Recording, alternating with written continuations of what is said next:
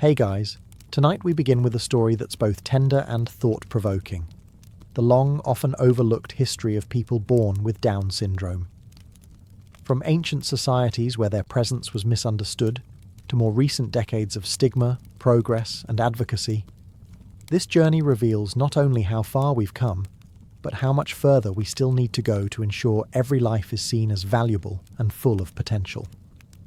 So before you get comfortable, take a moment to like the video and subscribe, but only if you genuinely enjoy what I do here.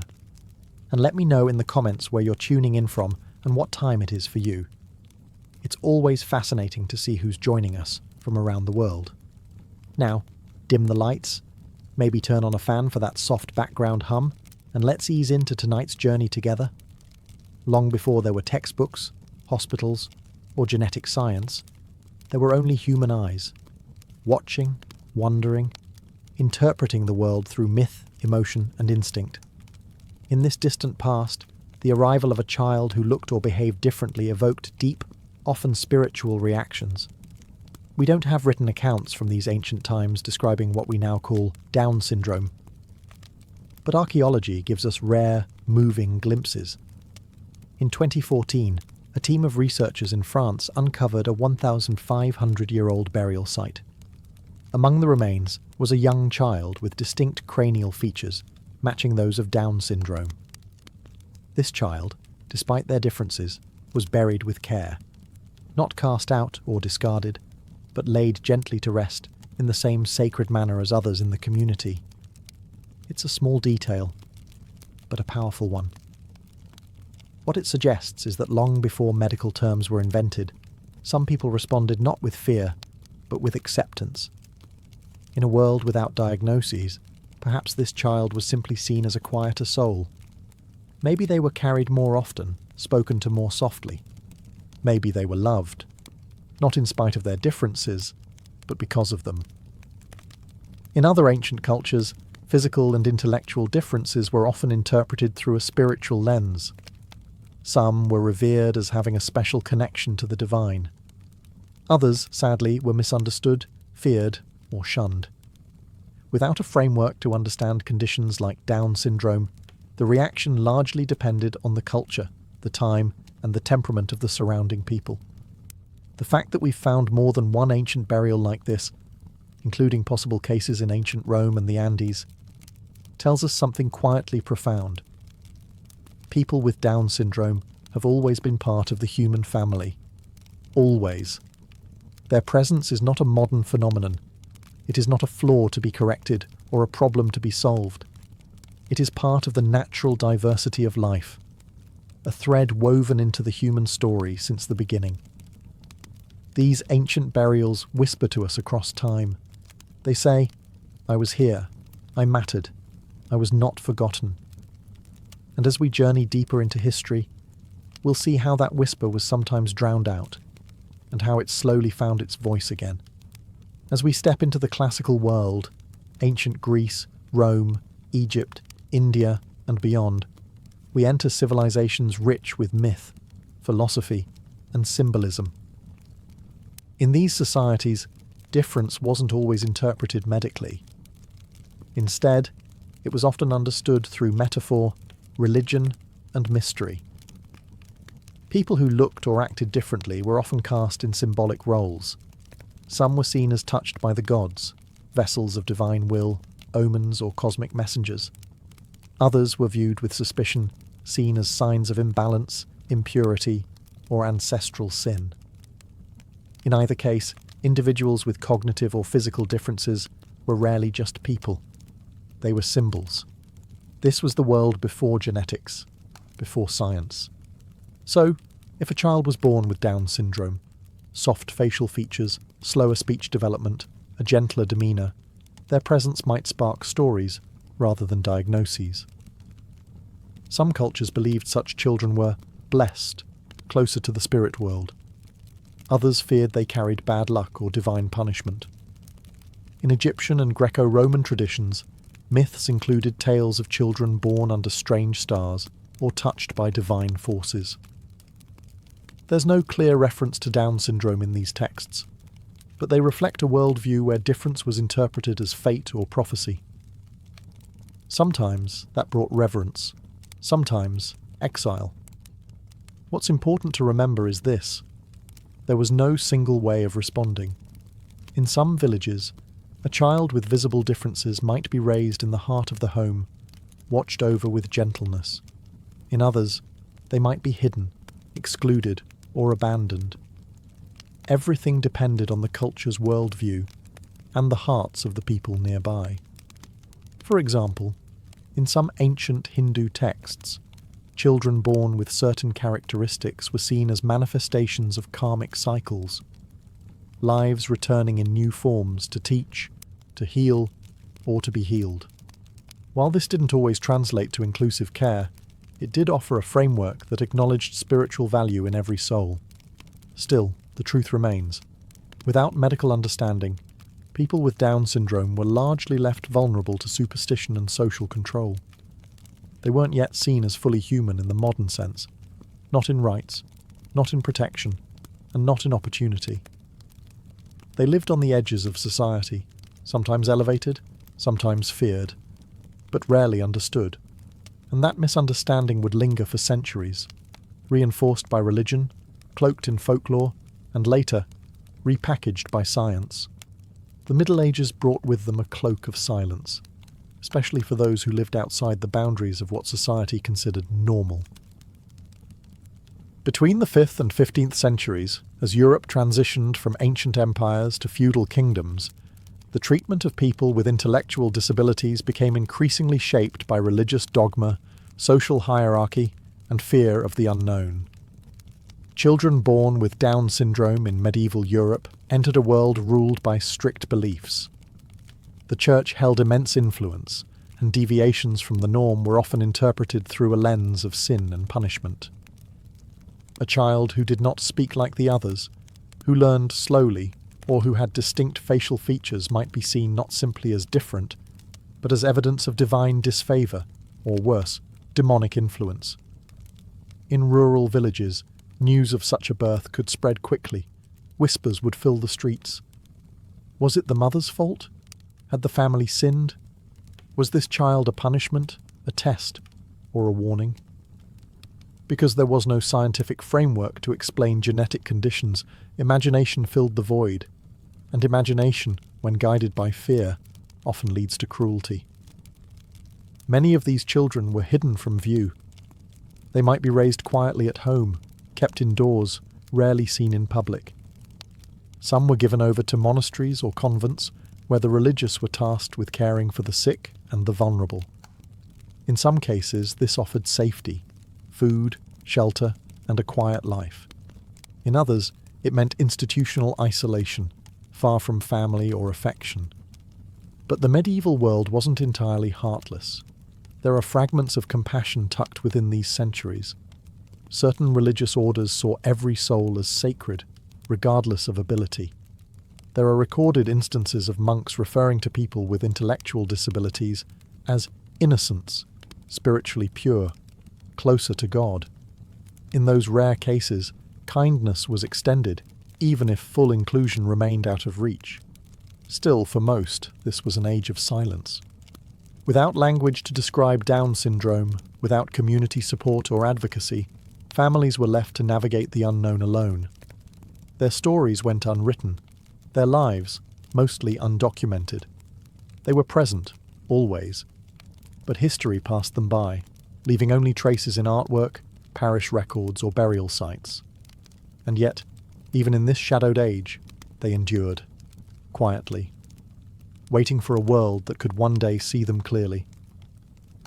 Though the medieval period is often remembered for its cruelty toward those who were different, not every story is one of fear, rejection, or superstition.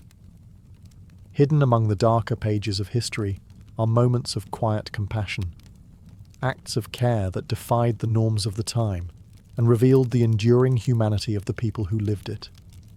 In small communities and remote villages, families sometimes responded to a child born with Down syndrome, not with shame, but with acceptance. These were not people with access to science or support systems.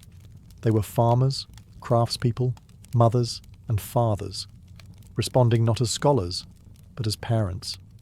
And for some of them, love won over fear.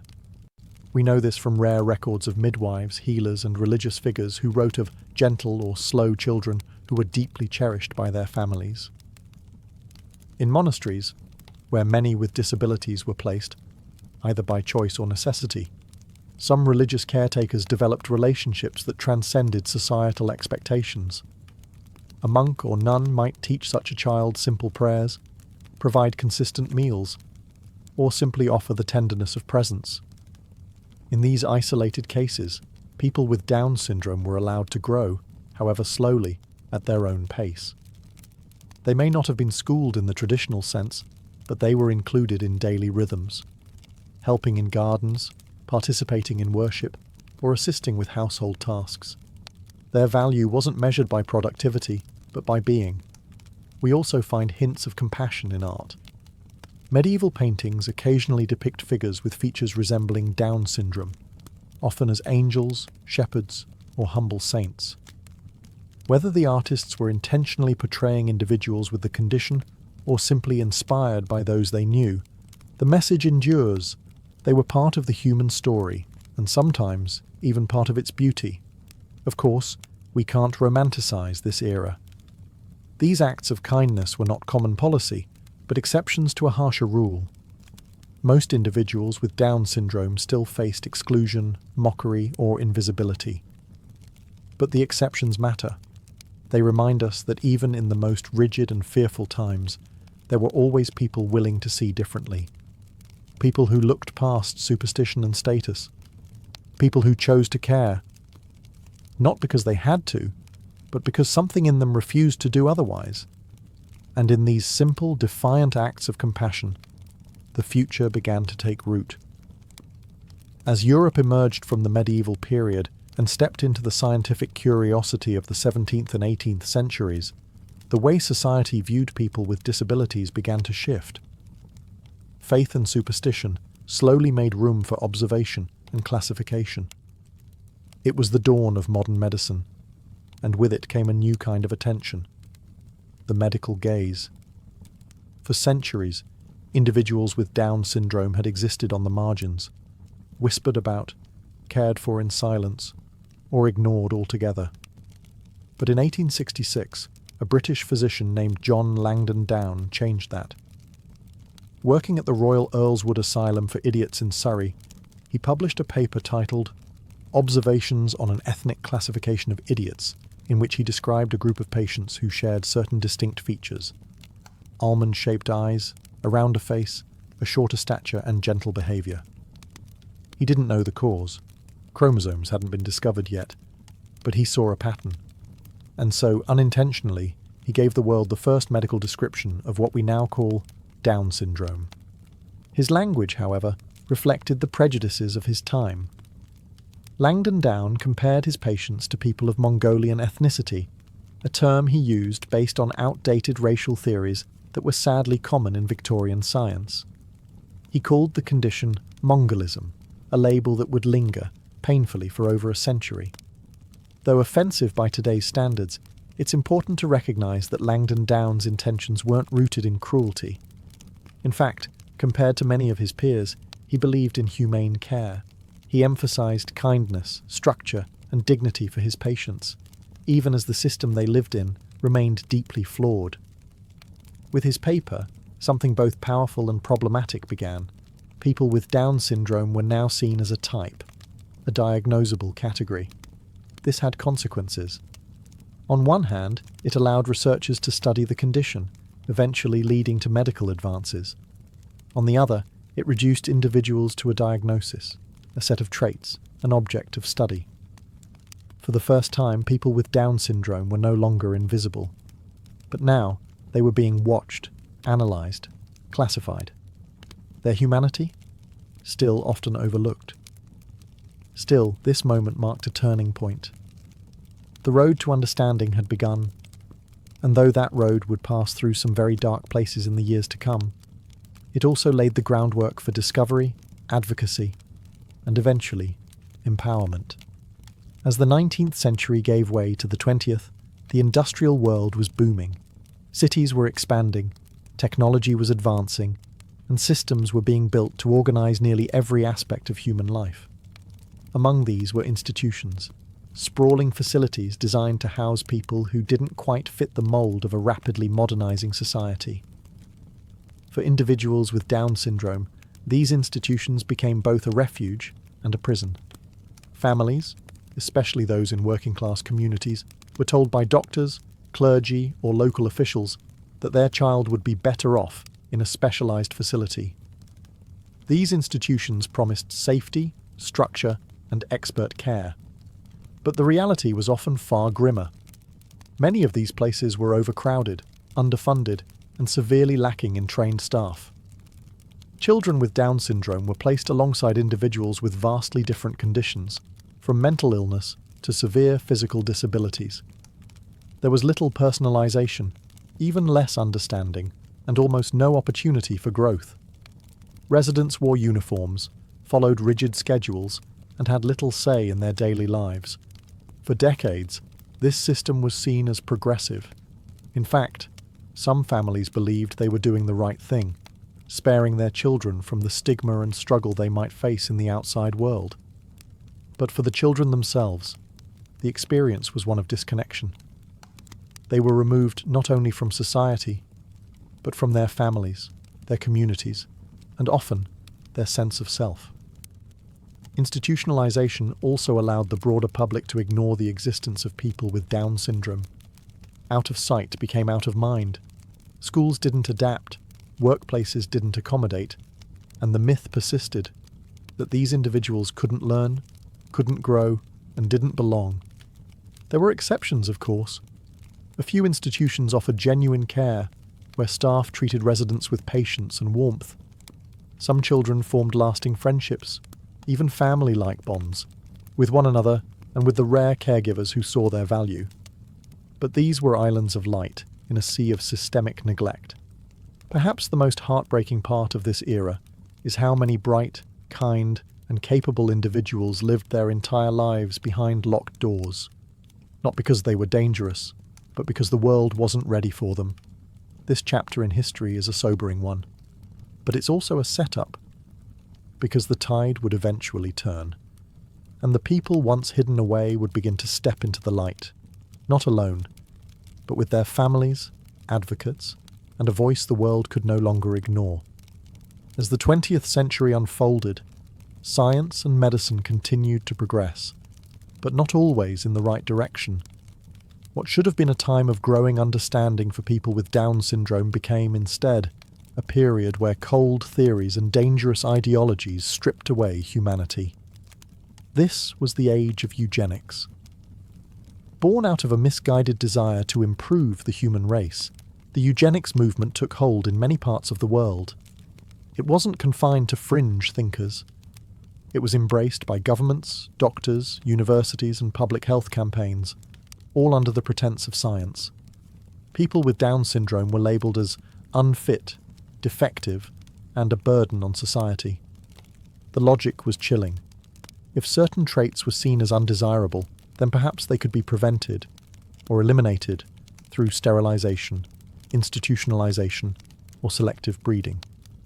And so, in countries like the United States, Canada, Sweden, and the UK, laws were passed that allowed the forced sterilization of individuals with intellectual disabilities. Many young women and men with Down syndrome were unknowingly or forcibly sterilized without consent, often under the guardianship of the state. They were denied the right to parenthood, to family life, or even to basic bodily autonomy.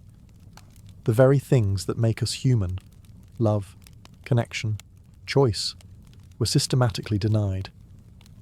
But nowhere was this ideology more violently applied than in Nazi Germany. Under Adolf Hitler's regime, the concept of a pure race took on horrifying consequences. The so-called T4 program targeted children and adults with disabilities, including Down syndrome, for extermination. Thousands were taken from their families and murdered in clinics masquerading as hospitals. Some were starved, others were poisoned by gas or lethal injection. Their deaths were hidden in bureaucracy, listed as pneumonia or heart failure. Their names were erased their existence declared life unworthy of life. These acts were not crimes of war, they were policy, and they were carried out in the name of progress. This chapter in history must never be forgotten. It is a brutal reminder of how easily science, when divorced from ethics and compassion, can be used as a weapon. But even in those darkest days, there were people, parents, nurses, quiet resistors, who fought to protect these lives, who saw their worth, who whispered the truth the world refused to hear. They are the ones who planted the seeds of the resistance that would follow. In the heart of Nazi Germany, beneath the rhetoric of purity and strength, lay one of the most sinister chapters in the history of disability, the T4 program, a state-sponsored euthanasia operation that specifically targeted children and adults with disabilities, including those with Down syndrome. It began quietly. Letters were sent to German families, asking them to bring their disabled children to special clinics for better treatment, education, and care. Parents, hopeful and desperate, believed they were doing what was best. But once the children arrived, they were never seen again. The T4 program was named after the address of its headquarters, Tiergartenstrasse 4 in Berlin, and its mission was terrifyingly clear: eliminate lives deemed unworthy. Doctors, nurses, and bureaucrats collaborated to carry out mass murders of the disabled. This was not done in secret. It was done with medical forms, signed approvals, and official stamps. Systematic, efficient, sanitized. Children with Down syndrome were among the first victims. They were often the youngest, the most visibly different, and the most vulnerable. Some were killed within days of arrival. Others were kept for observation, studied like specimens, and then euthanized. Their families were sent falsified death certificates, causes of death carefully altered to avoid suspicion. The deception was as cruel as the act itself. By the time public outcry forced the official end of the T4 program in 1941, over 70,000 people had been murdered. But the killing didn't truly stop. It continued in smaller, less visible forms throughout the remainder of the war. This was not war in the traditional sense. These victims were not soldiers. They were not political enemies. They were children in cribs, teenagers with bright smiles, adults who loved music or colours or stories. They were people with Down syndrome, whose lives were deemed too inconvenient, too costly, or too different to protect. The legacy of T4 casts a long shadow. It showed the world just how dangerous it is when society forgets the dignity of every human life. It wasn't just a Nazi crime. It was a human crime, one enabled by silence, stigma, and the belief that some lives matter more than others. But out of that darkness, something began to stir, an awakening. The world, horrified by what had happened, began to ask deeper questions about inclusion, ethics, and the meaning of care. It would be a long road to healing, but the reckoning had begun. In the aftermath of World War II, as the world reckoned with the unimaginable horrors of the Holocaust, something began to change. Slowly, quietly, but undeniably. The global community had seen, in stark and brutal terms, what happened when entire groups of people were devalued, dehumanized, and discarded. And while this reckoning initially focused on race and religion, it soon extended to people with disabilities, including those with Down syndrome. The moral shock of the T4 program ignited a movement. Parents who had once been told to give up their children, who had been pressured to institutionalize or stay silent, began to speak out. They were no longer willing to accept a life of confinement and shame for their children. They began to organize, first in small community groups, then in national organizations. In the United States, the 1950s and 60s saw the birth of advocacy movements, like the National Association for Retarded Children, now the ARC, which gave families a platform to demand dignity and rights. These early advocates were not politicians or celebrities. They were mothers and fathers. They were people who loved their children deeply and refused to believe that a diagnosis like Down syndrome meant a life without value or purpose. They began to challenge outdated laws, push for better medical care, and demand access to public education, which at the time was denied to most children with intellectual disabilities. The civil rights era provided momentum. As marginalized groups across America fought for equality, disability advocates began to connect their cause to the broader movement for justice. The idea that every person, regardless of race, gender, or ability, deserved equal treatment under the law became a rallying cry. Across the ocean, similar movements emerged. In the UK, Scandinavia, and Australia, parents formed support networks and began to lobby governments. Advocates started publishing newsletters, holding conferences, and creating training programs for teachers and caregivers. A sense of solidarity began to form, not just among parents, but among self-advocates, individuals with Down syndrome who began to speak for themselves. This shift was monumental. It moved people with Down syndrome out of the shadows and into the public conversation. And while progress was far from perfect, a powerful truth had been planted. They had voices, they had potential, and they would no longer be silent. The age of advocacy had begun. As the advocacy movement grew in the 1960s and 70s, something remarkable happened.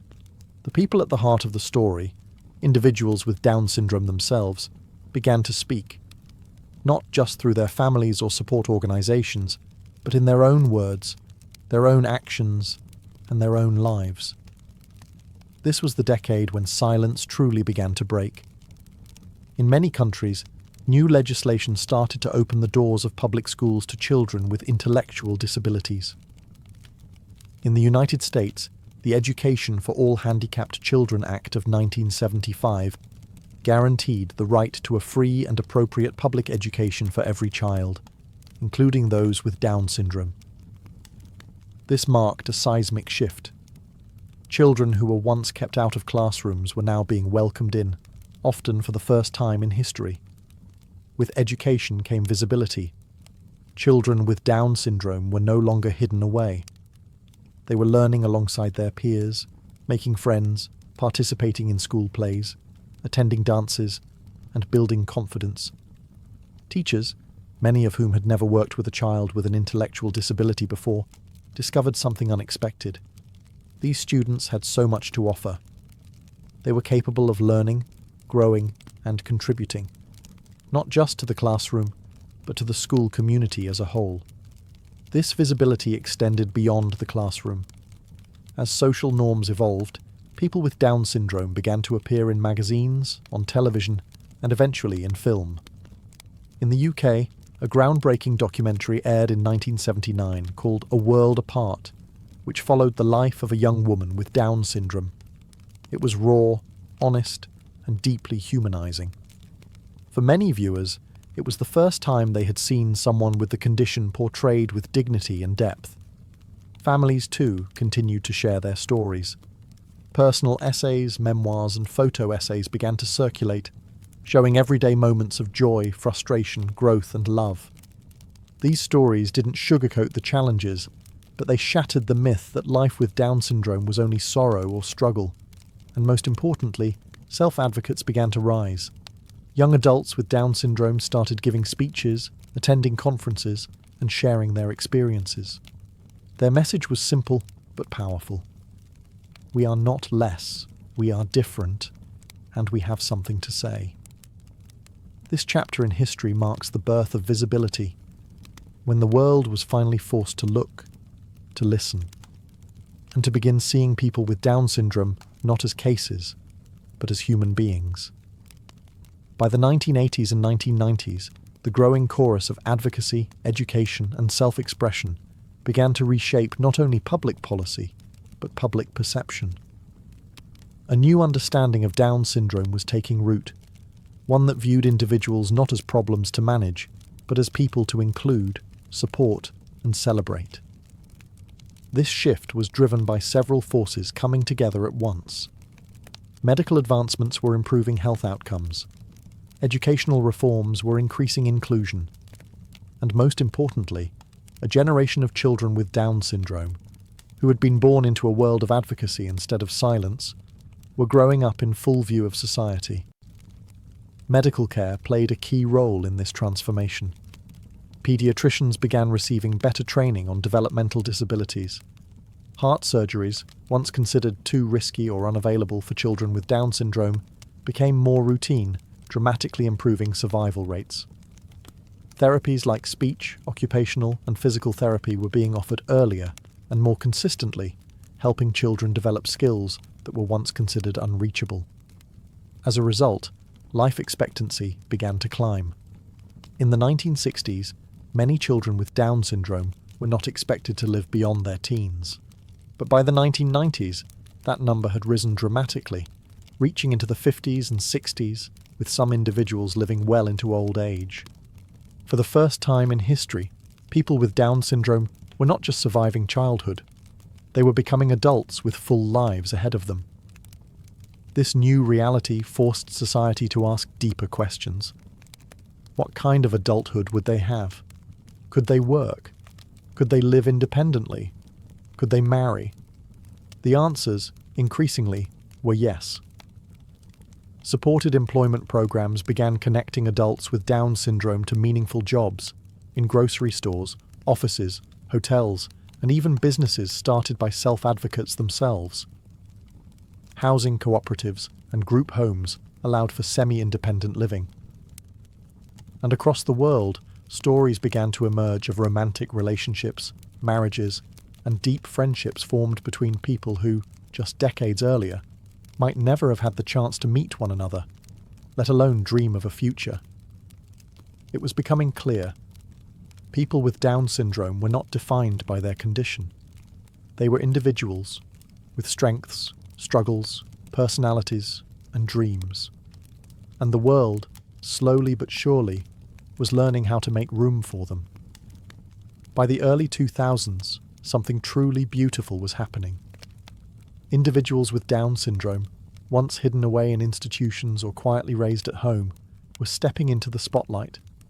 Not for pity, not for tokenism, but for the same reasons anyone steps forward, to be seen, heard, and recognized for who they are. Representation was no longer limited to medical journals or advocacy newsletters. People with Down syndrome were appearing in commercials, modeling campaigns, television shows, and even on stage. For the first time, audiences around the world were seeing the joyful, complex, and deeply human reality of living with Down syndrome through the voices and stories of those who lived it. In 2009, a young woman named Madeline Stewart from Australia made global headlines when she became one of the first professional models with Down syndrome. Her photographs weren't just beautiful, they challenged fashion's long-standing standards of beauty. Madeline walked runways in New York, Paris, and London, inspiring thousands and shifting what was considered normal in the modelling world. In Spain, Pablo Pineda became the first person with Down syndrome in Europe to earn a university degree. He didn't just succeed academically, he became an educator, public speaker, and ambassador for inclusion.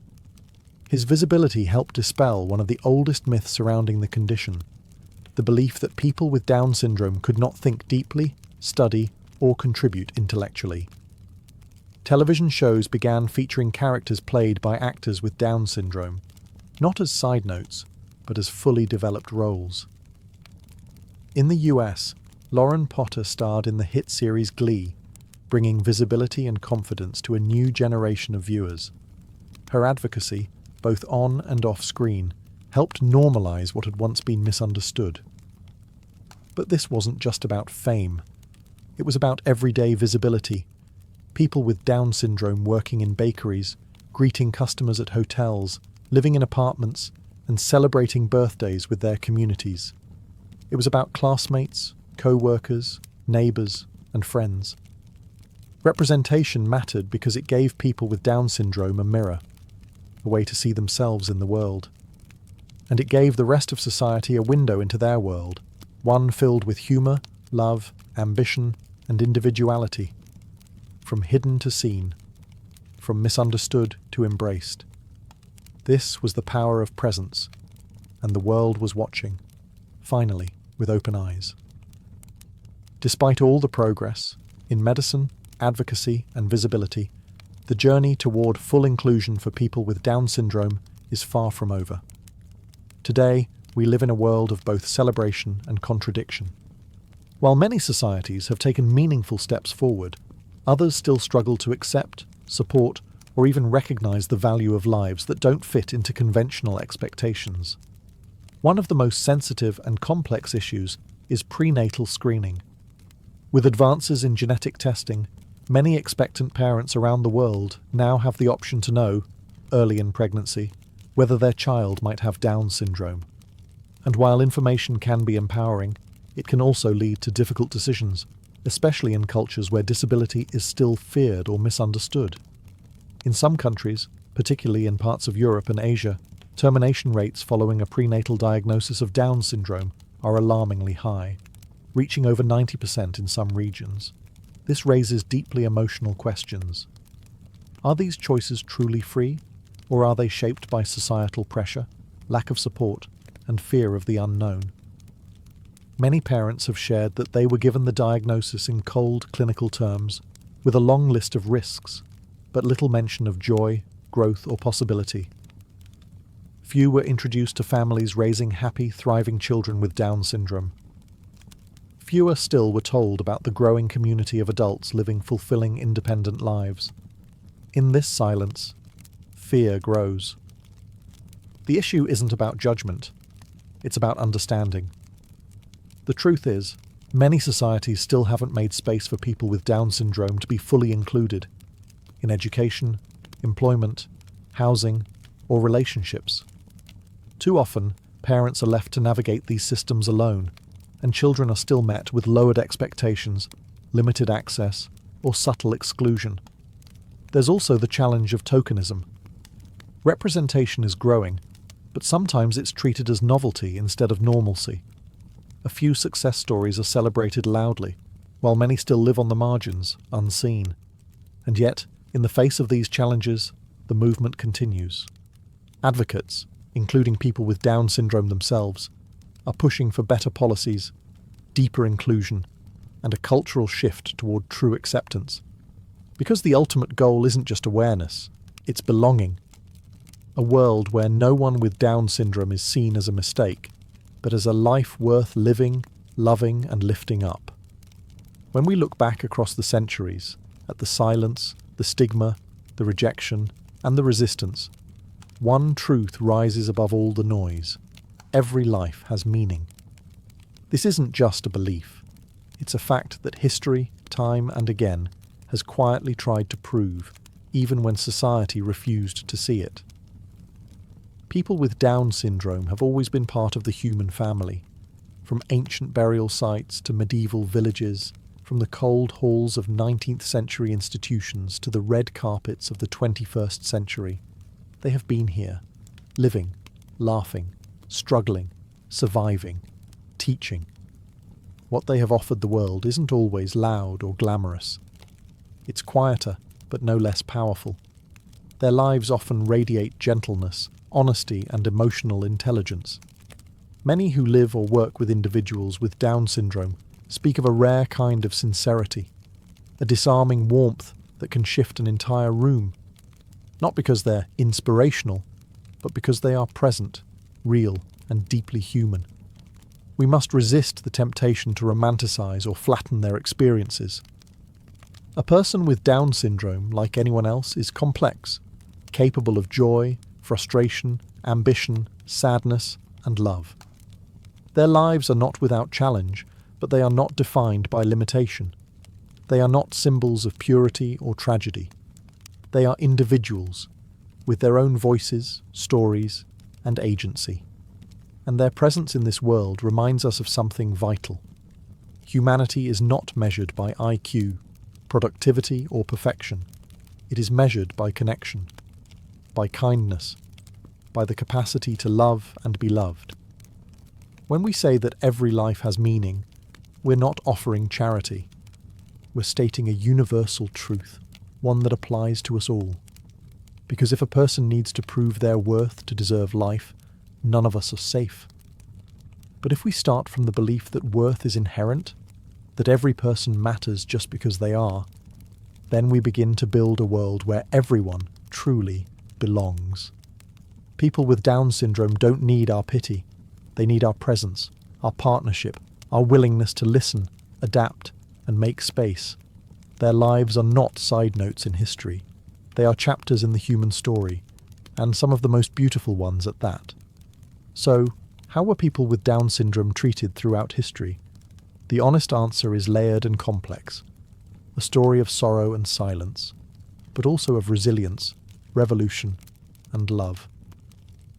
For much of recorded history, they lived in the shadows, misunderstood in ancient myths, hidden away during the medieval period, and objectified under the cold gaze of early medicine. At times, they were feared. At times, forgotten.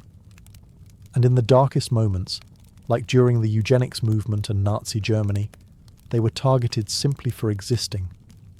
Yet they endured, not just as victims of history, but as active participants in it, through the families who fought for them, the teachers who believed in them, and eventually through their own voices rising to say, "We are here. We matter." The story of people with Down syndrome is not just a medical or social history, it's a human one. It reflects how we, as a society, define dignity, who we protect, who we prioritize, and what we believe makes a life valuable. In recent decades, we've seen a transformation that would have once seemed unimaginable. People with Down syndrome graduating from schools, working jobs, acting in films, falling in love, advocating for their rights, and shaping their communities. From exclusion to celebration, the arc of this journey speaks not only to their strength, but to our collective potential to evolve. But this progress did not happen by accident. It came from love, fierce, stubborn, and persistent love. From parents who refused to accept silence. From doctors who chose empathy over protocol. From educators who saw ability where others saw deficit. And from people with Down syndrome themselves, who lived authentically in a world that often underestimated them. That legacy of courage, presence, and perseverance is still being written today. As we close this journey through history, may we carry forward the lessons it offers, to question inherited prejudice, to uplift the unheard, and to recognize that the value of a person is never up for debate. People with Down syndrome are not anomalies in the human story. They are threads in its very fabric, woven with grace, endurance, and the quiet power of being fully, unapologetically alive. Thank you for listening. If this story moved you, consider liking the video and subscribing for more human-centered history. And tell me, where are you watching from and what time is it? I'd love to know who's with us tonight. Until next time, stay kind, stay curious, and take care. Long before the invention of writing, before kingdoms were carved into stone or temples rose under the sun, humans felt the urge to adorn themselves. Jewelry, in its raw, primal form, may be one of the oldest expressions of human identity. It began not with gold or diamonds, but with what nature offered. Shells, bones, teeth, stones, feathers. The oldest known pieces of jewelry were discovered in a cave in Morocco. 33 perforated Nassarius shells believed to be over 100,000 years old. Threaded together as beads, they were likely worn as necklaces or anklets. They may seem simple to our modern eyes, but these were revolutionary artifacts. They signaled a leap in symbolic thinking, the ability to represent status, group affiliation, or spiritual belief through objects worn on the body. In prehistoric cultures, jewelry was not made for vanity. It was communication. A necklace of animal teeth might suggest a hunter's prowess. A string of shells could symbolize fertility, trade, or kinship. In many early burial sites across Europe and Africa, skeletons are found with ornaments placed carefully around the neck, wrists, and ankles. Evidence that jewelry played a role in rituals of death and remembrance, guiding souls into the afterlife, or marking them as members of a sacred lineage. Even among nomadic and tribal communities, where survival was the primary concern, Time was devoted to crafting adornments. Pieces were shaped, polished, engraved. Pigments were applied. These acts show us that jewellery wasn't frivolous.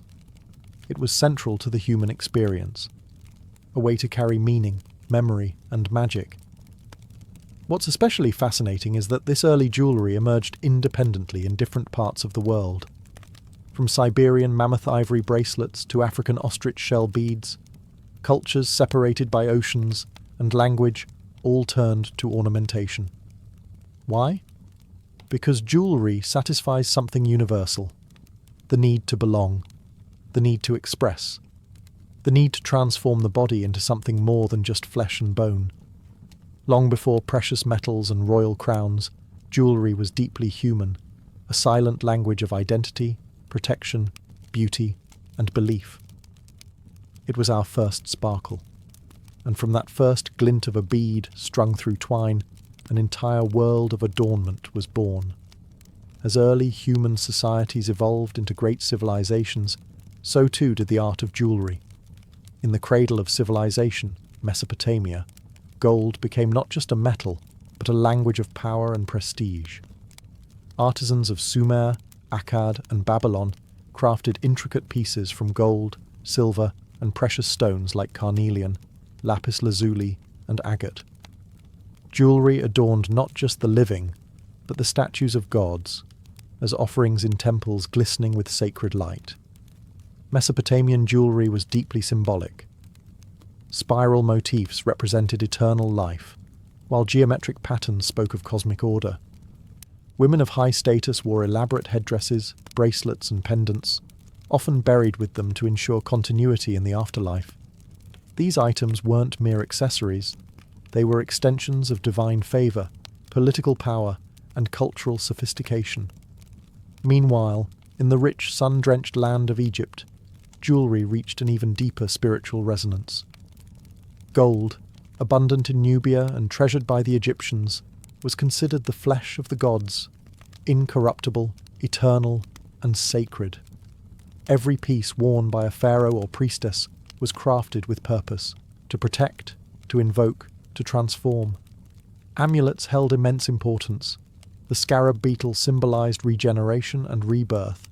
The ankh, shaped like a cross with a loop, represented life eternal. The eye of Horus, worn close to the heart or forehead, was believed to ward off evil and ensure health and restoration. These talismans were inlaid with vibrant stones: turquoise, lapis, garnet, each selected not just for beauty, but for its energetic and spiritual properties. Jewellery also reflected social status. Gold collars, broad pectorals, and inlaid rings told stories of wealth, lineage, and divine association. Children wore protective charms. Animals were sometimes adorned with collars bearing inscriptions. Even the dead were wrapped in layers of symbolic jewellery, from toe caps to headdresses, ensuring their safe journey into the next world. In both Mesopotamia and Egypt, jewellery wasn't an afterthought. It was woven into the fabric of religion, governance, and personal identity. It marked the wearer as chosen, by gods, by kings, or by fate itself. This era set the stage for what jewellery would continue to be: a shimmering extension of the soul, a coded language of beauty, power, and protection, forged in fire, polished by belief. As civilization blossomed around the Mediterranean, jewellery evolved into an art form that married personal beauty with civic identity. In ancient Greece and Rome, adornments were not only reflections of wealth, but declarations of taste, philosophy, and even patriotism. The Greeks believed in harmony, not just in architecture and sculpture, but in the human form itself. Jewellery was designed to complement the body, enhancing natural elegance rather than overpowering it.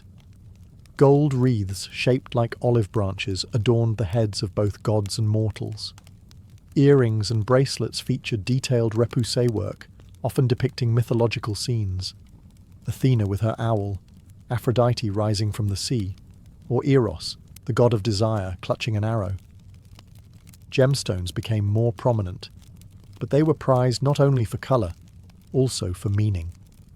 Carnelian was believed to calm anger. Amethyst protected against intoxication. Engraved gems, called intaglios, were used as personal seals, pressed into wax to sign documents. These pieces held not just beauty, but identity and authority.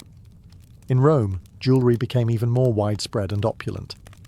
With the expansion of the empire came access to exotic materials, pearls from the Persian Gulf, emeralds from Egypt, sapphires from Sri Lanka. Roman women, especially of the upper class, wore layers of adornment, from elaborate fibulae, brooches, that held their garments together to rings on nearly every finger.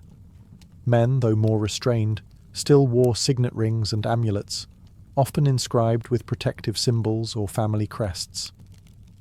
Jewellery in Rome also crossed the lines of class. Freed slaves, once given citizenship, would wear gold rings as a mark of their new status. Soldiers returning from conquest often bore spoils of war in the form of jewellery, not just for personal use, but as offerings to the gods. But it wasn't all vanity. Many items were worn for protection. The bulla, a locket worn by Roman children, held amulets to guard them from evil spirits. Even emperors believed in the power of charms. Tiny figures of Hercules, serpents and phallic symbols were worn under togas, hidden but believed to be potent. For the Greeks and Romans, jewellery was more than accessory. It was biography. Each piece told a story, of lineage, of virtue, of belief. It announced who you were, what you valued, and sometimes who you prayed would protect you. While the Mediterranean world shaped jewellery through aesthetics and empire, the East, particularly India, forged a path where adornment became inseparable from spirituality, ritual, and the rhythms of life itself. In India, jewellery was not merely decorative. It was sacred. It was symbolic. It was, and still is, part of the soul's language. From the Indus Valley civilization around 2500 BCE, archaeologists have uncovered beautifully detailed bangles, nose rings, and bead necklaces crafted from carnelian, gold, and faience. Even then, Indian artisans showed extraordinary skill and an intuitive sense that jewellery was not just worn, it was lived in. Unlike the West, where jewellery often indicated wealth alone, in India it served as a kind of visual scripture, telling stories of love, fertility, protection, and divinity. Gold was, and remains, the most revered material. It's associated with Lakshmi, the goddess of prosperity, and considered pure, auspicious, and eternal. Women often receive gold jewellery at birth, during marriage, and as part of inheritance, not just as gifts, but as security, spiritual armour, and a symbol of their worth. Each part of the body had its own sacred ornament. Mangtika for the forehead, believed to stimulate the sixth chakra. Jhumkas for the ears, anklets that sang with every step, and toe rings that symbolised marital status. Bangles worn in pairs were said to bring harmony to a woman's energy, while nose rings linked her to sensuality and strength. But Indian jewellery wasn't limited to women. Kings wore gem-studded turbans, jewelled armlets, and rings that carried the weight of dynasties. Warriors went into battle with talismans tied around their necks or wrists, pieces blessed by priests to bring courage or ward off death. In other parts of the East, such as China and Southeast Asia, jade became the stone of immortality. It was more prized than gold, believed to preserve the spirit and harmonise the body. Dragons, phoenixes, and lotus flowers were carved into pendants worn from birth until death, and often buried with the wearer to guide them into the next world. Across the East, jewellery was, and remains, a form of prayer, power, and poetry. It speaks without words, protects without swords, and decorates not just the body, but the journey of life itself. In medieval Europe, jewellery took on new forms and new meanings, shaped by a world torn between the splendour of royalty and the solemnity of religion. This was a time when crowns were considered divine symbols, when rings sealed fates and alliances, and when even the humblest pendant could carry the weight of a prayer. As Christianity spread across Europe, jewellery evolved from pagan amulets to sacred symbols of faith. Crosses became common pendants, worn to protect and to proclaim devotion. Relics, fragments of saints' bones, pieces of holy cloth, even drops of what was believed to be Christ's blood, were encased in ornate reliquaries and worn close to the heart. These were not just objects of beauty, they were considered spiritually charged, capable of healing or intercession. Monasteries and churches commissioned goldsmiths to craft elaborate chalices, bishops' rings, and rosary beads strung with pearls or jet. Every piece served a function: to inspire awe, demonstrate piety, or signify authority. Jewellery was no longer just personal, it had become political and theological. In royal courts, jewellery was a statement of lineage and legitimacy.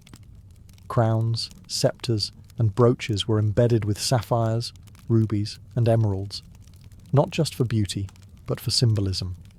Sapphire stood for wisdom and divine favour, ruby for courage and passion, emerald for fertility and rebirth. Kings and queens used these gems like language, crafting a message with every stone. Feudal lords exchanged rings to seal oaths of loyalty. Knights were given jewelled tokens, sometimes a lady's brooch or a locket, to carry into battle, worn over armour as both a charm and a symbol of their cause. Rings of mourning, too, became common, engraved with names and dates, worn in memory of lost loved ones, their sentiments sealed in gold. Among the rising merchant class, sumptuary laws dictated who could wear what. Jewellery became a visible boundary between classes, pearls for the elite, base metals for commoners. But even among peasants, simple adornments persisted: a copper ring, a braided cord with a carved bone charm. They might not shine like a royal ruby, but they carried just as much meaning to the wearer. In the medieval world, jewellery was no longer just about wealth or beauty. It had become a vessel of belief, a tool of allegiance, and a bridge between the earthly and the divine. As Europe emerged from the shadows of the Middle Ages, the Renaissance swept across the continent like a rebirth of light.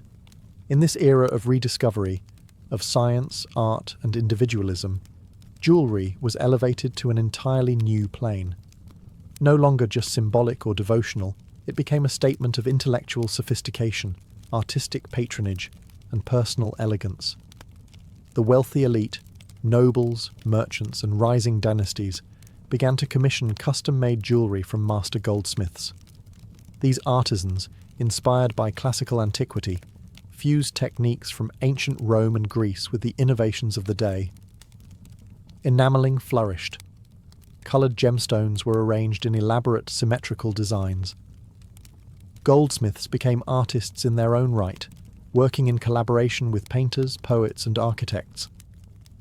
Portraits from the 15th and 16th centuries show nobility adorned in delicate chains, jewelled hairnets, and neck pieces set with rubies, sapphires, and pearls. Jewellery wasn't merely decorative, it was a coded language. A locket could contain a lover's portrait or a lock of hair.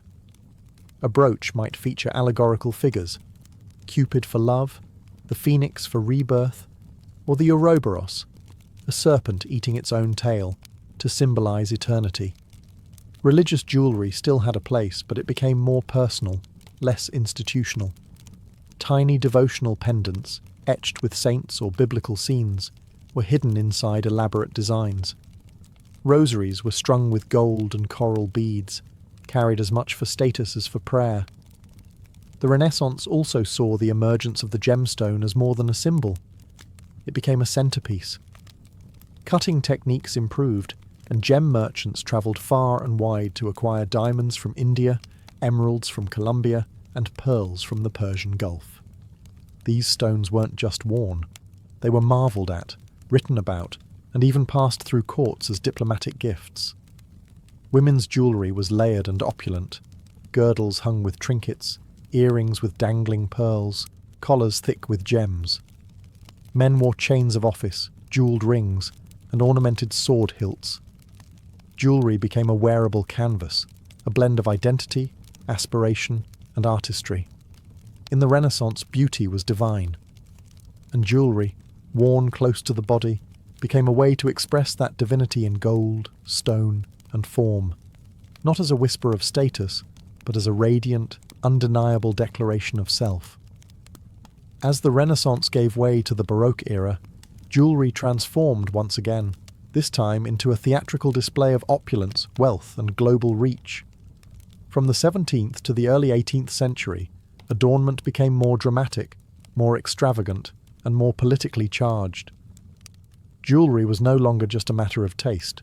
It was a proclamation of dominance, both personal and imperial. The courts of Europe, especially those of Louis XIV in France and the Habsburgs in Spain and Austria, embraced adornment as a performance. Necklines plunged, collars rose, and every exposed surface became an opportunity for decoration. Women wore bodices covered in gemstone clusters, while men draped themselves in heavy gold chains and gemstone-studded insignia. Hairpins, shoe buckles, gloves, and even fans were encrusted with precious stones. What fueled this explosion of glitter was more than just art. It was conquest. European powers were now expanding across the globe. The riches of India, Africa, and the Americas flooded into royal treasuries. Diamonds from Golconda, emeralds from Colombia, and gold mined by colonized labor became the raw material for European luxury. Jewelry became a display of colonial power, the sparkling reward of imperial ambition. One iconic example is the famed La Peregrina pearl. Discovered off the coast of Panama in the 16th century, it passed through the hands of Spanish royalty, Napoleon's brother, and eventually Hollywood icon Elizabeth Taylor. But behind its beauty lay centuries of conquest, labour, and cultural exchange. Baroque jewellery was not subtle. Brooches grew large and ornate, rings became miniature sculptures, and earrings often reached the shoulders. The scrolls, ribbons, and floral motifs of the period reflected the architecture and music of the time, ornate, layered, and bursting with emotion. Religious jewellery, too, reached new levels of complexity. Rosaries were set with diamonds. Reliquaries were made portable, worn as lockets filled with saints' bones and adorned with angels, doves, and golden thorns. Jewellery became both armour and altar. Yet beneath the shimmer, a new world order was forming. Trade, colonization, and the rise of the merchant class began to shift who could access luxury and who could no longer be ignored. The Baroque period wasn't just about showing off. It was about controlling the narrative, in gold, in gemstones, and in spectacle. Jewellery told the story of who ruled the world and who paid the price for it. The 18th and 19th centuries were marked by upheaval. Revolutions toppled monarchies, the middle class gained power, and the Industrial Revolution reshaped how the world worked, dressed, and adorned itself. Jewellery, once the exclusive language of royalty and the church, began to evolve, becoming more democratic, more personal, and surprisingly, more romantic. In the wake of the French Revolution, ostentatious jewellery fell out of favour. Lavish displays of wealth could be dangerous. Simpler, neoclassical styles took hold, inspired by ancient Rome and Greece. A subtle nod to ideals of reason, equality, and restrained elegance. Think delicate cameos, laurel wreath motifs, and lockets worn under the collar close to the heart. But with the Victorian era came a different kind of extravagance, one not rooted in monarchy, but in sentiment. Queen Victoria of England set the tone for much of 19th century jewellery. Her love story with Prince Albert was immortalised in matching bracelets, mourning brooches, and lockets of hair. Jewellery became deeply emotional, an extension of love, grief, and memory. Engagement rings grew in popularity. So did birthstone jewellery and charm bracelets, each piece a fragment of one's personal story. Advancements in technology made jewellery more accessible. Mass production, electroplating, and machine-cut stones allowed the middle class to participate in trends once reserved for nobility. Costume jewellery emerged, not fake, but fashionable, allowing people to express themselves affordably and often. Meanwhile, global influence continued to expand. Japanese motifs entered Western design during the Art Nouveau movement. Persian and Mughal designs inspired the flowing, gem-drenched styles of elite ateliers. With colonization came both exploitation and cultural fusion, seen in the gemstones and aesthetics worn from Paris to New York. By the late 19th century, jewellery houses like Tiffany and Camaus and Cartier were rising to prominence. These weren't just stores. They were brands that would help define luxury for the new century. Their designs blended elegance with identity, offering pieces that felt timeless yet modern, refined yet emotional. Jewellery in this era became more than status. It became wearable biography, celebrating births, mourning deaths, symbolising unions, and even marking independence. And just on the horizon, a revolution in style and design was approaching, one that would change the face of jewellery forever. The 20th century shattered traditions and redrew boundaries, in politics, in art, and most certainly in jewellery. From the Art Deco movement to street fashion, from the glittering red carpet to hand-woven tribal beads, jewellery became more than ornamentation. It became self-expression, a statement not just of status, but of identity, resistance, and reinvention. The early 1900s ushered in the bold geometry of Art Deco. Inspired by industrial design, Egyptian archaeology, and Jazz-Age glamour, this style celebrated clean lines, symmetry, and contrast. Platinum, onyx, and diamonds were favourites. Women wore long, linear earrings and flapper-style necklaces. Men adorned themselves with cufflinks and tie bars. It was a celebration of modernity, jewellery for a world speeding into the future. World wars temporarily shifted fashion toward restraint, but post-war prosperity reignited sparkle. In the 1950s, Hollywood shaped jewellery trends. Stars like Marilyn Monroe and Audrey Hepburn made diamonds and pearls synonymous with elegance.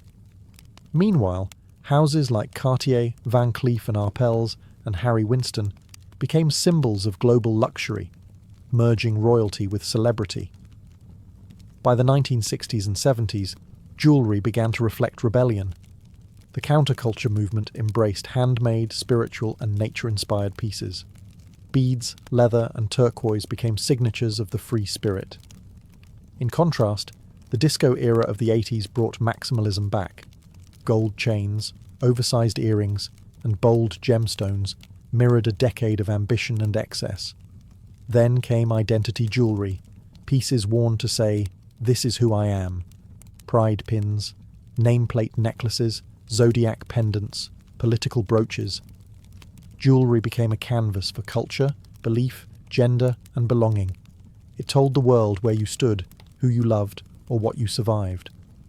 In recent years, the conversation around jewellery has expanded to include sustainability, ethics, and story. Lab-grown diamonds challenge old definitions of value. Heirloom redesigns give new life to family history. Artisan revival movements celebrate indigenous craftsmanship and community over mass production, and digital culture plays its part. A piece of jewellery today might trend on Instagram, be handcrafted by a local maker, or symbolise a cause close to the heart. No longer confined to gold or diamonds, jewellery is now as diverse as the people who wear it. It's not just about shine, it's about meaning. From Mesopotamian amulets to digital-era signet rings, jewellery has always spoken. And as long as humans long to express who they are, it always will. On the shimmering coastline of southern Italy, not far from the chaos of modern Naples, there lies a place that once rivaled the grandeur of Rome itself, Baia. Today, it's quiet, partially submerged, and largely forgotten by time. But beneath its tranquil waters and weathered ruins, something extraordinary lingers. A chamber lost to the sea, carved deep into volcanic rock, shrouded in steam and legend. They call it the Oracle Tomb, and some whisper it may be a literal gateway to the underworld. To the ancients, Baia wasn't just a city.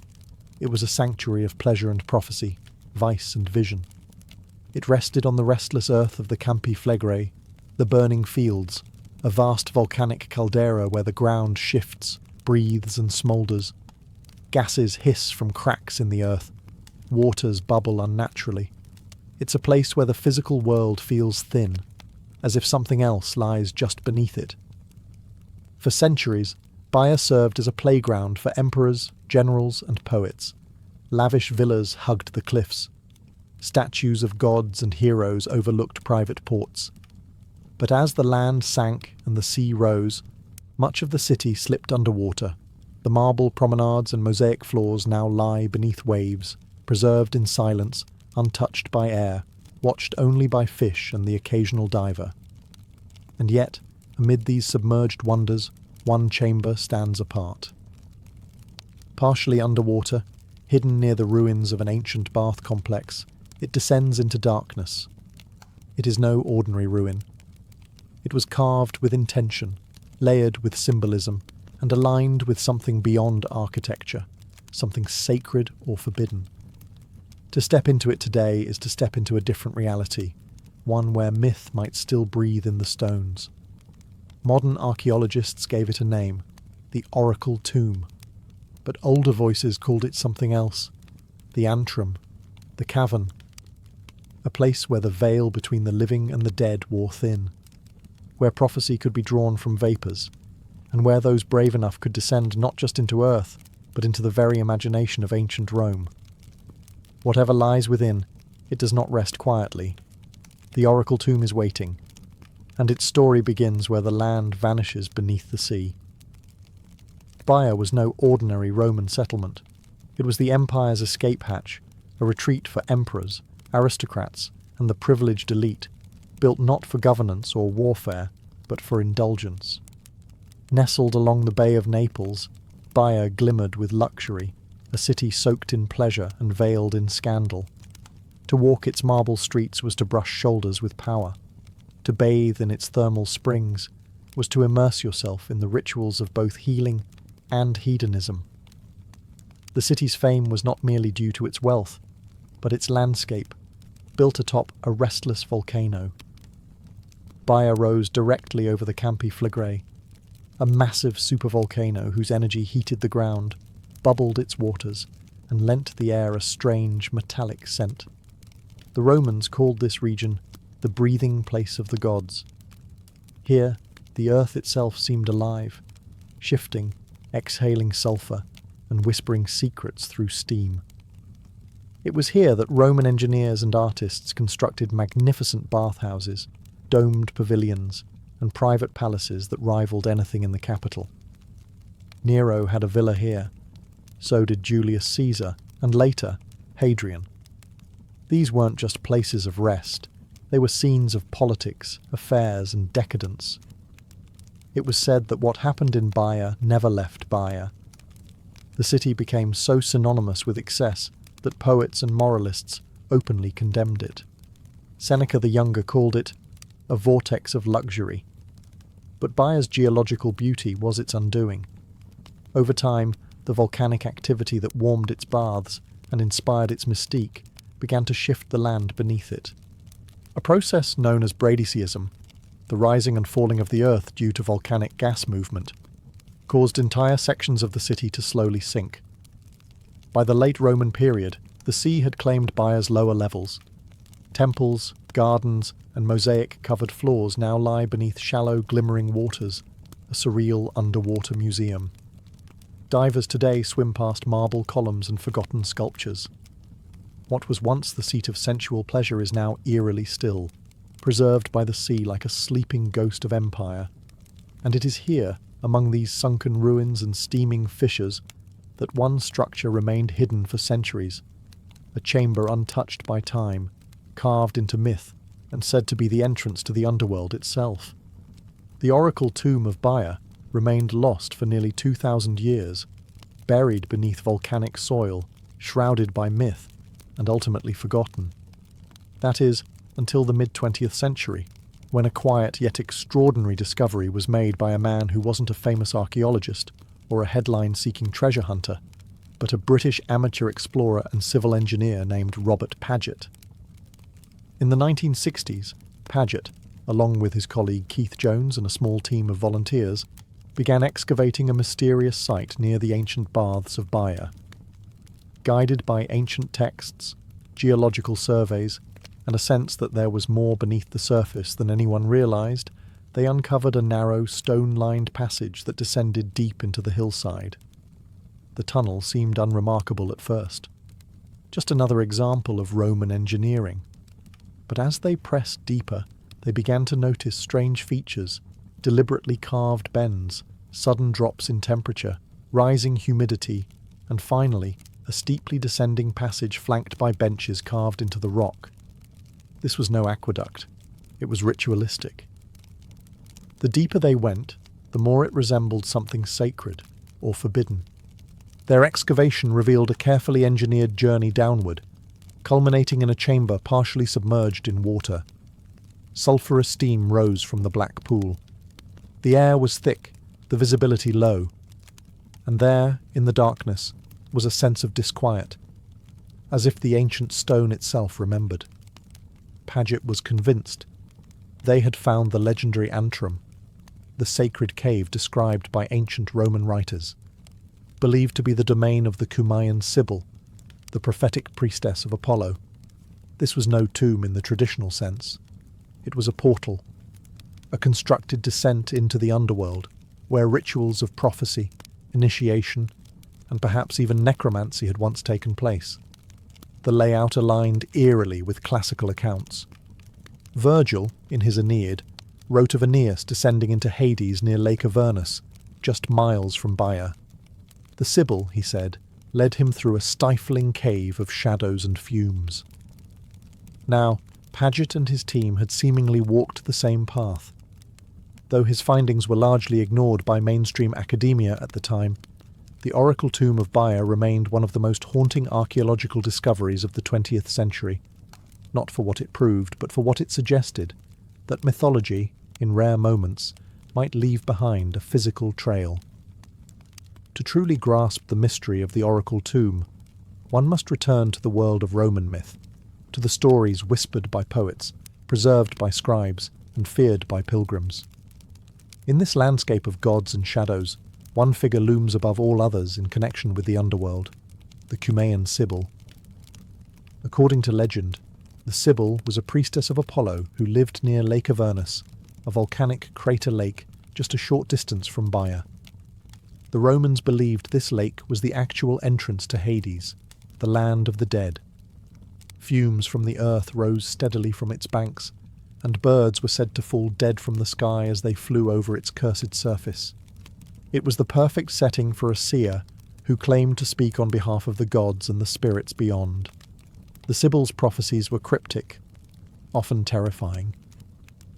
She was said to enter trance-like states, intoxicated by volcanic vapours, her voice echoing through a sacred tunnel, a cave that descended into the earth. For centuries, scholars speculated where this legendary oracle once stood. Paget's discovery in Baia offered a compelling answer. The structure he uncovered mirrors the descriptions found in classical texts.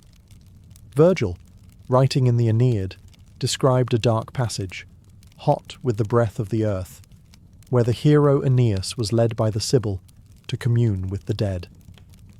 He wrote of choking vapours, of silence broken only by the dripping of unseen water, and of the fearful hush that hung over the entrance to the underworld. The oracle tomb of Baia matches this imagery, not just in structure, but in sensation. Those who have entered the narrow passage speak of the oppressive heat, the chemical scent of sulphur, the disorienting darkness. At the tunnel's end, the water-filled chamber reflects any light like obsidian glass. Sound is muted, giving the space a tomb-like stillness. Was this the actual chamber where the Sibyl spoke? Or was it a later Roman attempt to recreate a place of myth?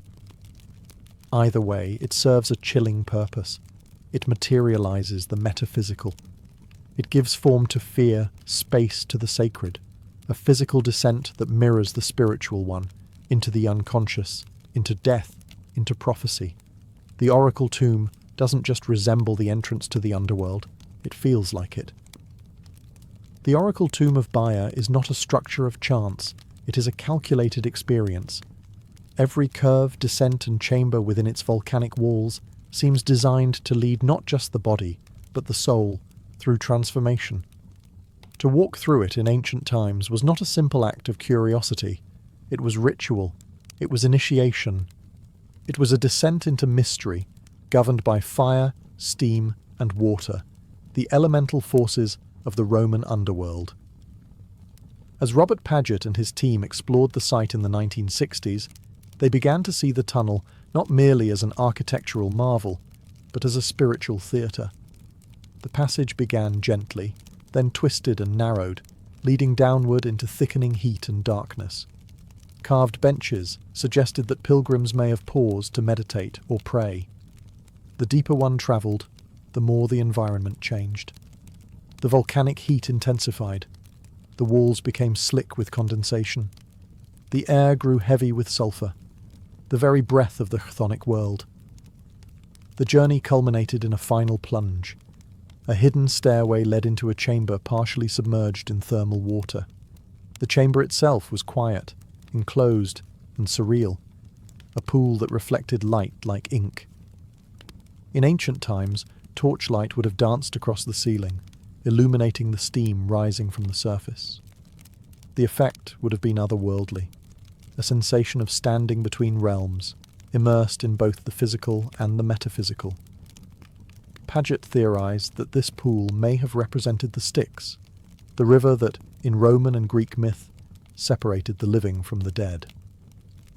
The ritual journey through the tunnel would mimic that descent, passing from light to shadow, from life to the threshold of death.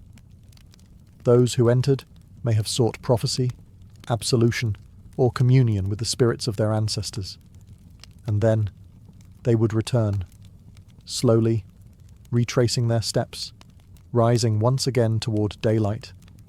But they would not emerge unchanged. The experience would linger like smoke. They had touched the edge of something vast and unknowable. Whether or not they heard the Sibyl's voice, they had entered a realm few dared approach. This wasn't tourism, it was pilgrimage. And the forces that shaped the oracle tomb, fire, earth and water, had also reshaped those who walked its path. The oracle tomb of Baya is not grand in scale, yet it contains a profound architectural genius.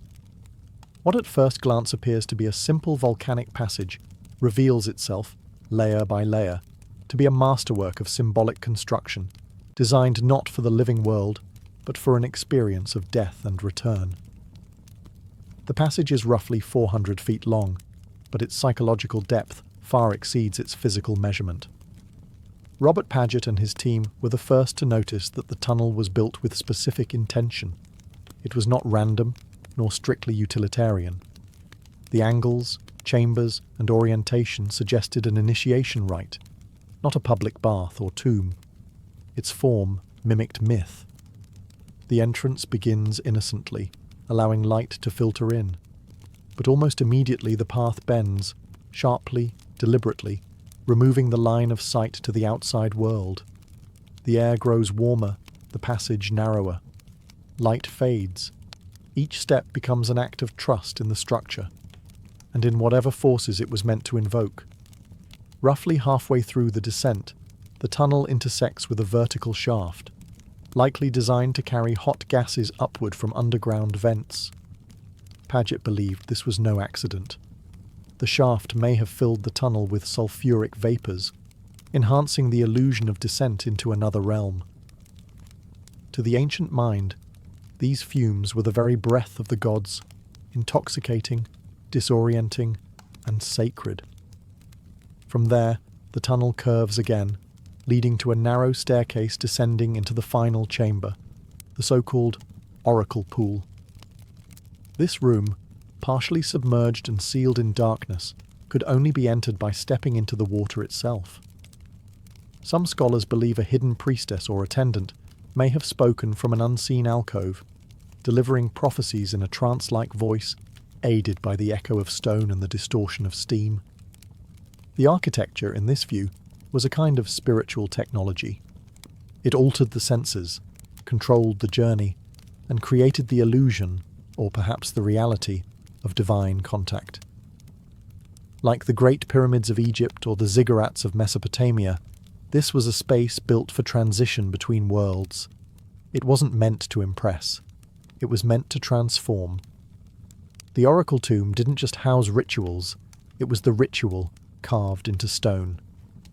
The oracle tomb of Bayer stands at a peculiar crossroads, between archaeology and allegory, between physical ruin and immortal myth. It forces us to ask, where does history end and legend begin?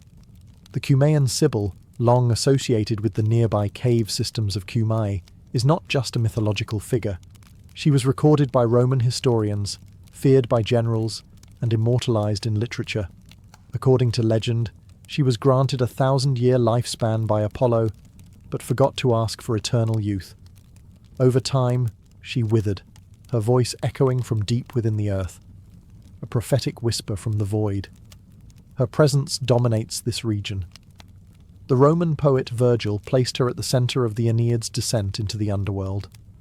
In that tale, the hero Aeneas approaches the Sibyl, who guides him into Hades through a dark passage filled with poisonous vapors and sacred dread. The setting?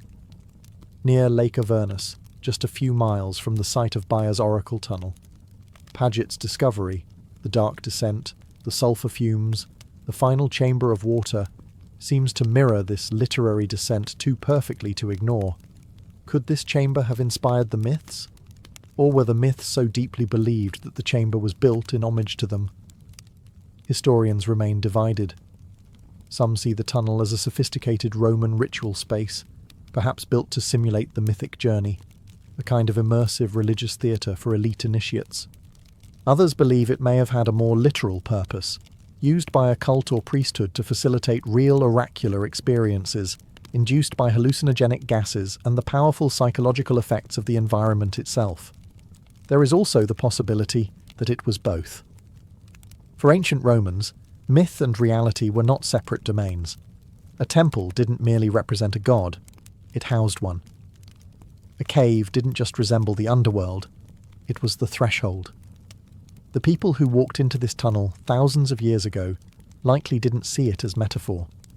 They saw it as entry. And so, the oracle tomb becomes more than a ruin. It is a memory that refuses to fade, a space that preserves the psychic terrain of a civilization that believed powerfully in what lay beneath. When Robert Paget and Keith Jones unveiled their findings in the 1960s, they did not receive the acclaim one might expect for uncovering a possible portal to the underworld. In fact, much of the academic world met their claims with skepticism, if not outright dismissal. Why? Because the oracle tomb didn't fit neatly into traditional categories. It wasn't a temple with inscriptions. It wasn't a tomb filled with artifacts. It lacked the grandeur of Pompeii or the documentation of Rome's civic structures. To many, it was just an odd tunnel carved into a hillside. A curiosity, not a revelation.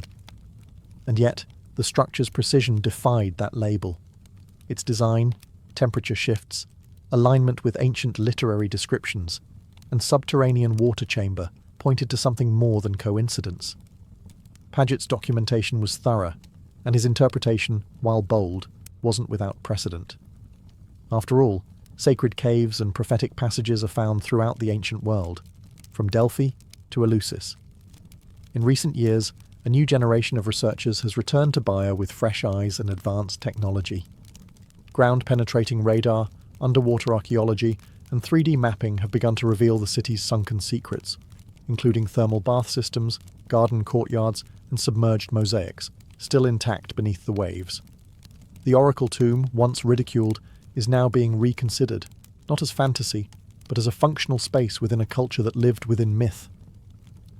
Even skeptics must admit, the engineering is deliberate. The environmental manipulation, from heat and darkness to acoustics and vapor, is purposeful. Whether it was built for a literal descent to Hades or to simulate one is now less important than this. It worked. Visitors would have felt changed by the journey. The tunnel shaped their senses, confused their orientation, and altered their state of mind. Whether through ritual, myth, or gas-induced trance, it brought them to the edge of something they couldn't name, and then led them back again. In this sense, the oracle tomb mirrors all great spiritual experiences. It doesn't give answers. It poses a question, one etched in silence and stone. Is this myth made real, or reality shaped by myth? Bayer's oracle chamber has not spoken in millennia, but even in its silence, it still challenges us to listen differently, to look deeper, and to wonder if the ancient world knew something we have forgotten. Today, the oracle tomb of Bayer lies mostly forgotten by tourists, overshadowed by the more famous ruins of Pompeii and Herculaneum. Its entrance is modest, unmarked by statues or triumphal arches. The tunnel disappears into the hillside like a secret, quiet, damp, waiting. And yet, those who step inside still describe the same sensation, a subtle tightening of the air, a hush that wraps around the senses like a shroud. Time has weathered its stone, but not its mystery. What makes this site so compelling, so eerily unforgettable, is not just its structure or its setting.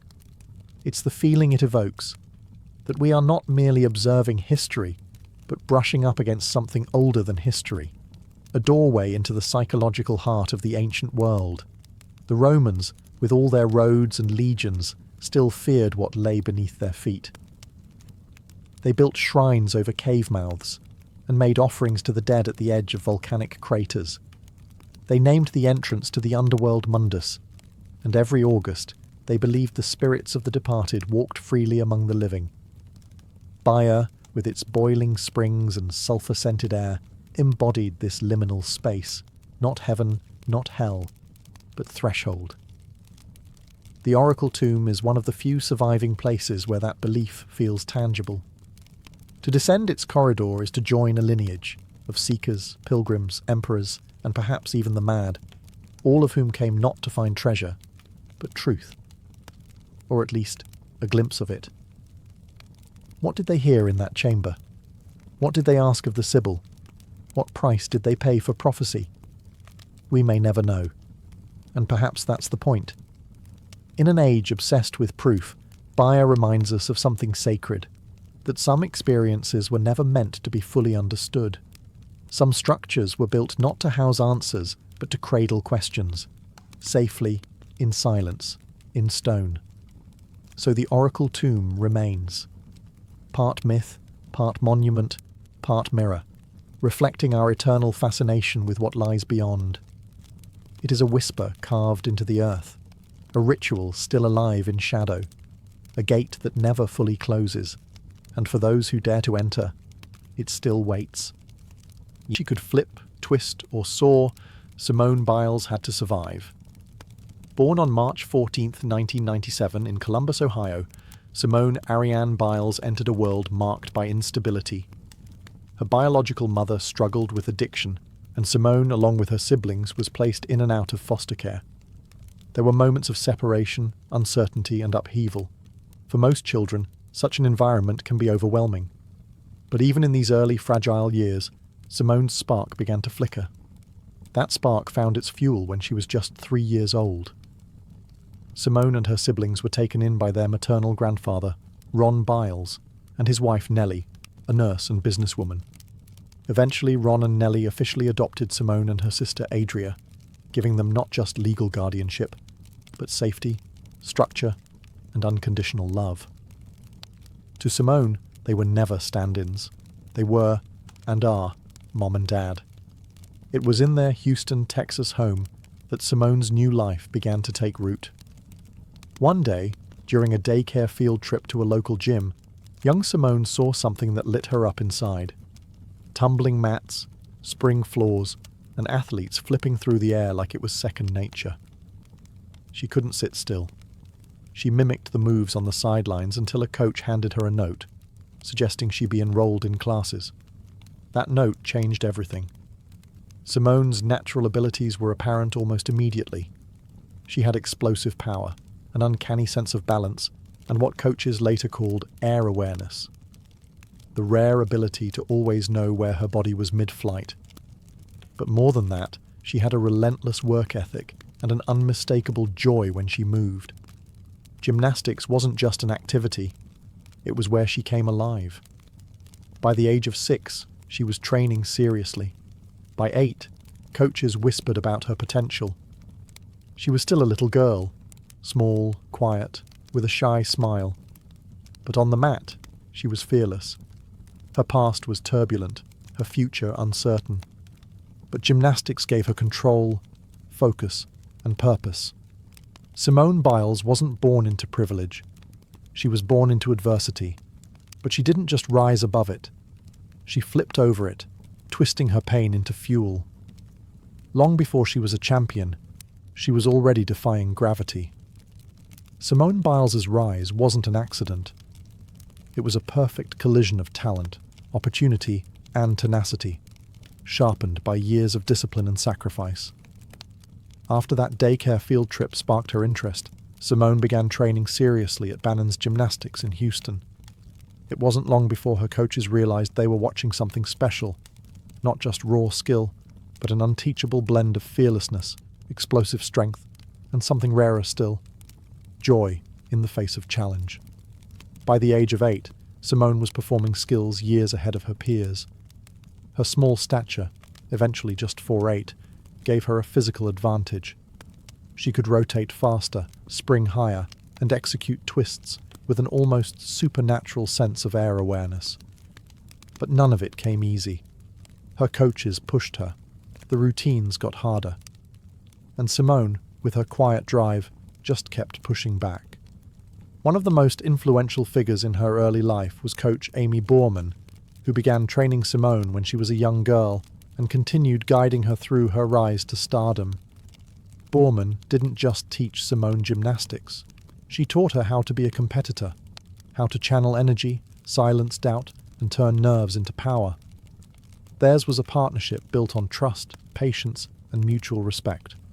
While many elite gymnasts trained through intense, even rigid systems, Simone's training was tailored to her well-being. Her parents and Borman protected her childhood, even as she entered a sport that often erases it. Simone was homeschooled to allow for more flexible training hours, but her life wasn't consumed by gymnastics alone. She loved pizza, spending time with her siblings, and doing backflips in the backyard for fun. She was grounded by faith, family, and laughter. By 14, Simone was already turning heads in junior elite competitions. Her routines were packed with difficulty and risk, moves most girls wouldn't attempt, let alone perfect.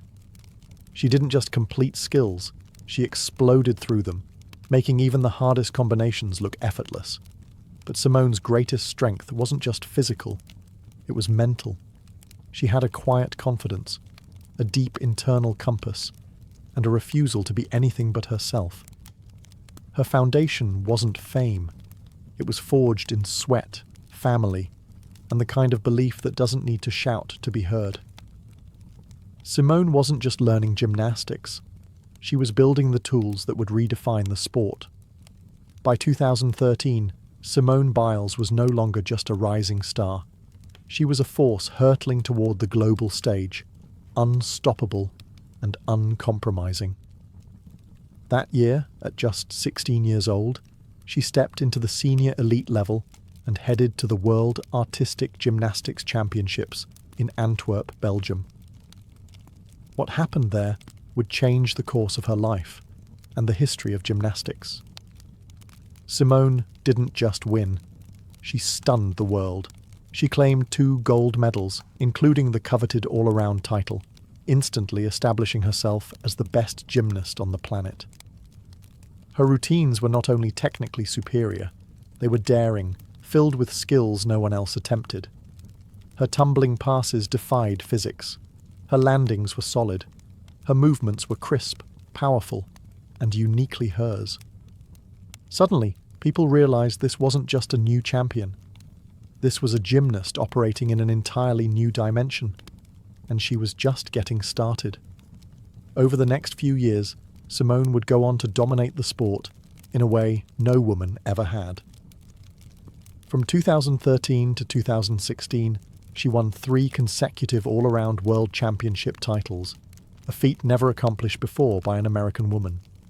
Her consistency was unshakable. Her routines were upgraded year after year, and her scores soared far above her peers. She made the impossible look routine. But it wasn't just her difficulty that set her apart.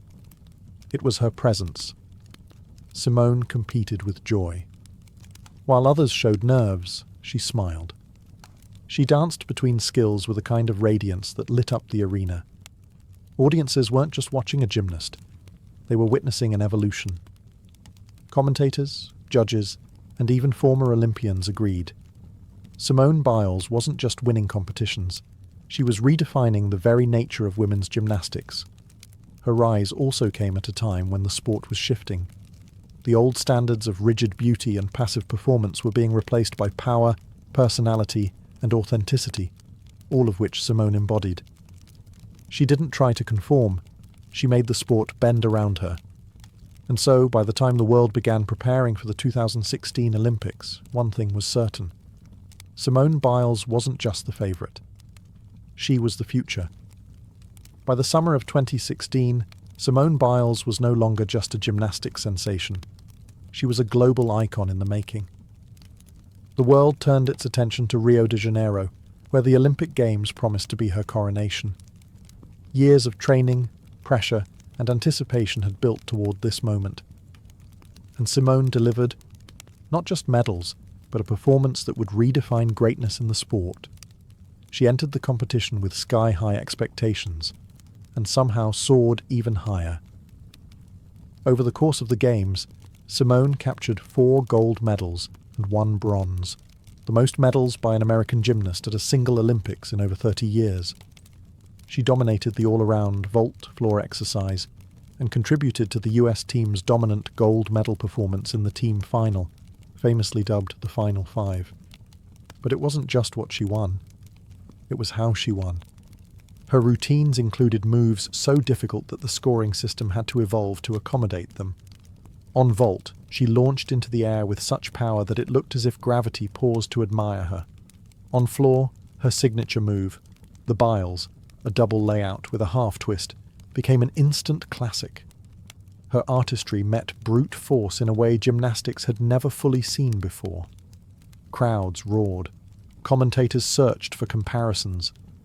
But Simone Biles wasn't like anyone else. She was creating a new standard. Even fellow gymnasts watched in awe, not with envy, but with respect. They knew they were witnessing something rare, a complete gymnast in total command of her craft. And yet, off the mat, Simone remained grounded. She shared goofy selfies with teammates, laughed through press conferences, and gave credit to her coaches, her parents, and her faith. She wasn't just a competitor, she was a role model. Her success in Rio wasn't just historic, it was transformative.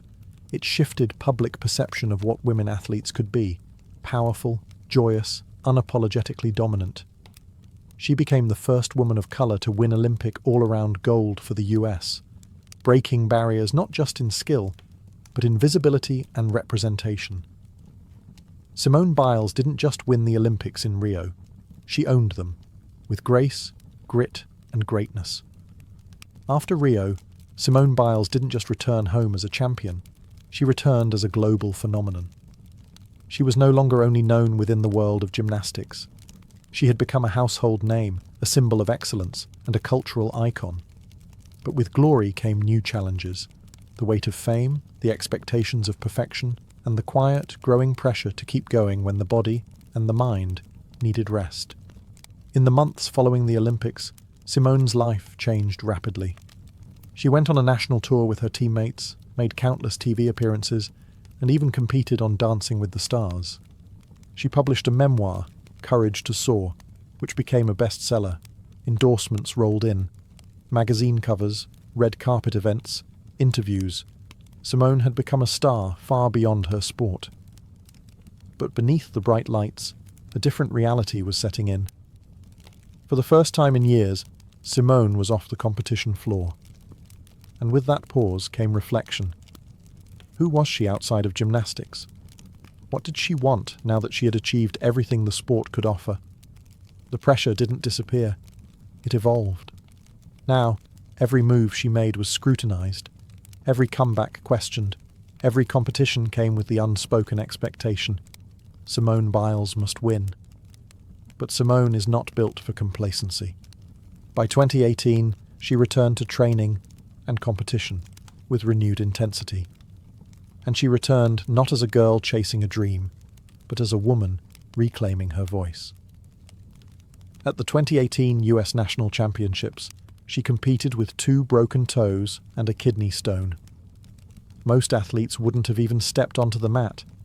Simone not only competed, she won, with scores that blew away the competition. Her performance wasn't just dominant, it was defiant. Still, something deeper was stirring beneath the surface. The world saw the medals, the smiles, the gravity-defying flips. But few knew the emotional cost of being the greatest. The trauma of the sport's dark underbelly was beginning to surface. And Simone, more than anyone, was feeling the burden of carrying both the sport's future and its painful past. The time after Rio wasn't just about sustaining greatness. It was about surviving it. And in that space between triumph and truth, Simone Biles began to discover a different kind of strength. One rooted not in performance, but in vulnerability. For all her athletic power, Simone Biles' most courageous moment didn't happen on a balance beam or beneath the Olympic rings.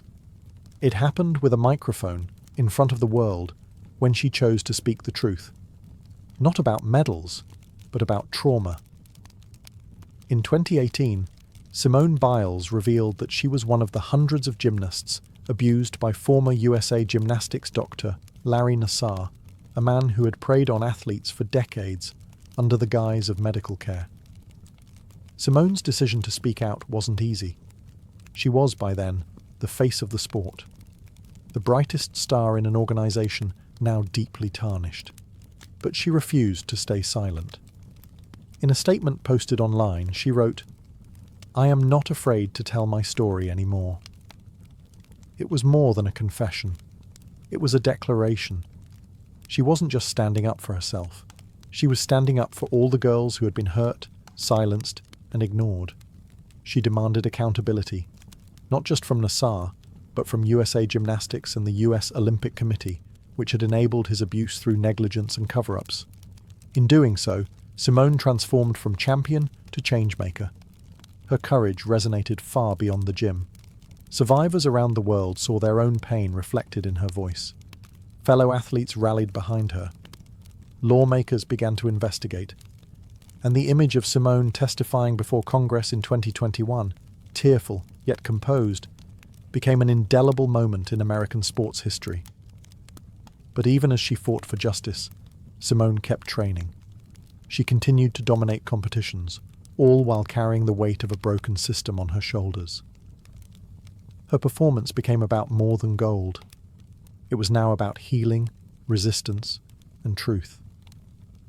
Simone redefined strength not as stoicism but as honesty. She showed that the greatest athletes aren't those who never struggle, they're the ones who rise anyway. She blurred the line between hero and human, proving you can be both. Through her voice, Simone did what even her most difficult vaults couldn't. She shattered the silence. And in that silence, a new definition of power emerged, one that didn't need applause to matter. She wasn't just flipping through the air anymore. She was changing the ground beneath us.